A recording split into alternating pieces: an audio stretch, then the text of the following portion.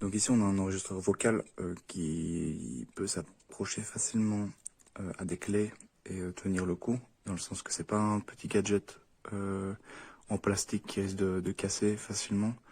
Voilà, il est en métal bien solide. J'ai pas vu sur la description de l'article s'il résistait au choc, dans le sens si on fait tomber son porte-clés, est-ce qu'il va résister. Ça m'a l'air probable que oui. Par contre, pas du tout étanche. On a l'ouverture en plein air ici, sans cache, en caoutchouc. Ça, c'est un désavantage, je trouve. Mais voilà, il est assez discret, à part qu'il y a une lumière qui s'affiche, donc voilà, c'est pas quelque chose de dissimulé, hein. C'est quelque chose de discret, mais pas dissimulé. Moi, je m'en sers dans l'éventualité où j'aurai un jour un accident et qu'il y aurait un litige, voilà, pour avoir une preuve que tout s'est bien passé comme écrit. Voilà.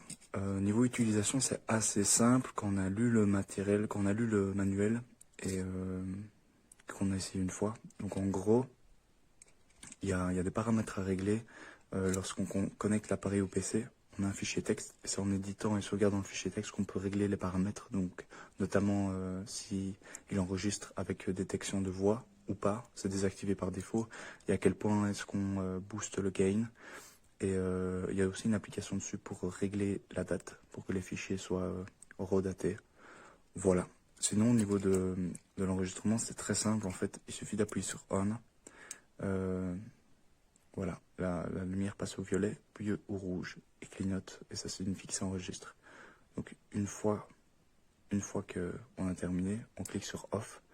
Et voilà, l'appareil se coupe et enregistre le fichier.